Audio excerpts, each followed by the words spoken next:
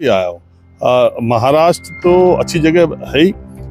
खास करके यहाँ के किसान, हालांकि विदर्भ में किसानों की आत्महत्या बड़ा मुद्दा है और महाराष्ट्र में देश में सबसे ज्यादा किसानों ने आत्महत्या की भी है। लेकिन उसके बावजूद यहाँ जो किसान बागवानी और किले का जो संवर्धन होना चाहिए, जो हालत खस्ती हो रही है, जो राजा महाराजा के किले, उनकी तरफ सरकार मतलब किसी की भी सरकार ध्यान नहीं देती। इसके ऊपर आप क्या कहना चाहोगे? देखिए वो पीढ़ी को ये देखने को नहीं मिलेगा। बिल्कुल अगर ध्यान नहीं, सरकार को ध्यान देना चाहिए, लेकिन मुझे लगता है कि उसका बजट, हालांकि इसको जो है टूरिज्म के हिसाब से उसको डेवलप किया जा सकता है। बहुत सारे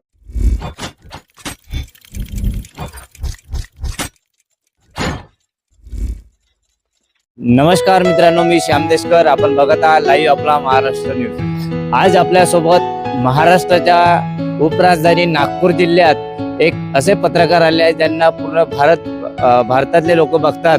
राजू रंजन सर जे आहे न्यूज 24 से हिंदी चॅनलचे पत्रकार आहे. त्यांच्यासोबत जाणून घेऊया महाराष्ट्राच्या भूमीत आल्यानंतर काय वाटतं. सर, महाराष्ट्र में आपका बहुत बहुत स्वागत है और आप महाराष्ट्र की उपराजधानी नागपुर में आपको कैसा लग रहा है? देखिए, मैं महाराष्ट्र कई बार आया हूँ और नागपुर भी आया हूँ। महाराष्ट्र तो अच्छी जगह है ही।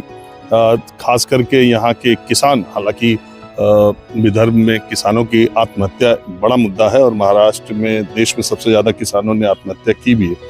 लेकिन उसके बावजूद यहाँ जो किसान बागवानी और कपास की खेती, सोयाबीन की खेती, संतरे की, ये सब देखने में बड़ा अच्छा लगता है और यहाँ किसान बड़ा संपन्न भी है। और यहाँ जो कोऑपरेटिव है, जो डेयरीज वगैरह है, कोऑपरेटिव शुगर मिल्स जो है, गन्ना के किसान जो है बड़े संपन्न हैं। गांव में जाने पर उनकी संपन्नता देख के और उनकी सामूहिकता देख के मैंने एक गांव दिखाया भी था जिसने 20 साल में अपने जल संरक्षण से और अपने पंचायत की वजह से वो महाराष्ट्र का सबसे रईस गांव बन गया, जहां 10 लाख पर एनम की इनकम हर गांव वालों की है, हर परिवार की। तो महाराष्ट्र में ये चीज़ तो मुझे बहुत अच्छी लगती है। खास तौर पे जब देश का किसान ऐसे क्षेत्रों में जहां बहुत गरीबी है, देश का किसान परेशान तो हर जगह है, यहाँ भी बहुत परेशान है मैंने कहा, लेकिन यहाँ अच्छी खासी संख्या ऐसे किसानों की जो संपन्न है और वो अच्छा करते हैं, तो वो देख के मुझे बहुत अच्छा लगता है। दूसरा, जो थोड़ा चटपटा खाने का शौकीन है उसके लिए महाराष्ट्र तो अच्छी जगह है। आप कुछ दिन पहले आपके इंटरव्यू पोहे वाले के पास भी आप गए थे। हाँ, मैं पोहा, हमारे दोस्त है वो। हाँ पोहा, यहाँ का पोहा जो है उसमें जो तरी डालते हैं वो तो कहीं नहीं डालते। पोहा सूखा ही खाते हैं हर जगह। इसके अलावा पावड़ी, पारोड़ी क्या बोलते हैं, पाटोड़ी, पाटोड़ी कितना टेस्टी है। संतरे की बर्फी, नागपुर का तो कोल्हापुर में मटन तामड़ा रस्सा, और सोलापुर का वो जो है, देखिए मैं नाम उसका भूल रहा हूँ। तो अलग अलग जगह की अलग अलग खूबियाँ हैं। बारामती में खाने का बहुत ही अच्छा ढाबा है। तो महाराष्ट्र में खाने का भी बड़ा आनंद है और ये खाना बड़ा टेस्टी होता है। एक सवाल आपसे करूँ, जब भी बड़े लोगों से मिलता हूँ, मेरा एक ही सवाल हमेशा रहता है, जो गढ़ किले का जो संवर्धन होना चाहिए, जो हालत खस्ती हो रही है, जो राजा महाराजा के किले, उनकी तरफ सरकार मतलब किसी की भी सरकार ध्यान नहीं देती। इसके ऊपर आप क्या कहना चाहोगे? देखिए, वो बड़े लोगों से पूछते हो, ठीक है, मैं तो बिल्कुल आप भी बड़े हो, हम तो बिल्कुल सामान्य लोग हैं। हाँ, और मैं उतना बड़ा नहीं हूँ। जो आप राजा महाराजाओं की किलों की बात कर रहे हैं ना, अरे आप ये देखो, जो लोग शहरों में चले गए, जो दिल्ली मुंबई नागपुर आ गए, उन अपने गांव के घर तो वो संभाल नहीं पा रहे हैं। हाँ, वो दिल्ली के और मुंबई के और नागपुर के 1200 स्क्वायर फीट को चमकाने में लगे हैं, लेकिन बाप दादाओं का जो उनका घर है, जो गांव में कुछ पैसों से ठीक हो सकता है, उसकी तरफ ध्यान नहीं है। बच्चों को लेके गोवा और मुंबई और केरल छुट्टियों में जाते हैं, वो अपने गांव अपने बच्चों को दिखाने नहीं ले जाते हैं, इसलिए कि गांव में घर रहने लायक नहीं है।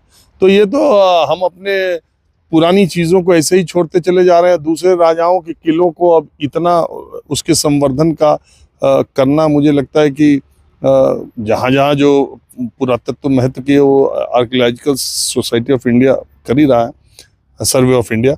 लेकिन आप सही कह रहे हैं कि ये जो अच्छे अच्छे किले और जो अच्छी अच्छी जगहें हैं, मैं हरियाणा में भी गया था, महाराष्ट्र में भी देखता, तो उसको और जैसे यही रामटेक का जो है उसको और बेहतर किया जा सकता है। मराठवाड़े में भी आप घूमे, वहाँ पर भी किलों की अवस्था है, काफी मतलब खराब दिखाई देती है, उसके ऊपर में सरकार बस वही किले ठीक रहते हैं। बस उन्हीं किलों का रख रखाव ठीक है जहाँ पर कैंट है, जहाँ पर सेना है, बस वही किले ठीक है। बाकी सब झाड़ झंकार होते जा रहे हैं।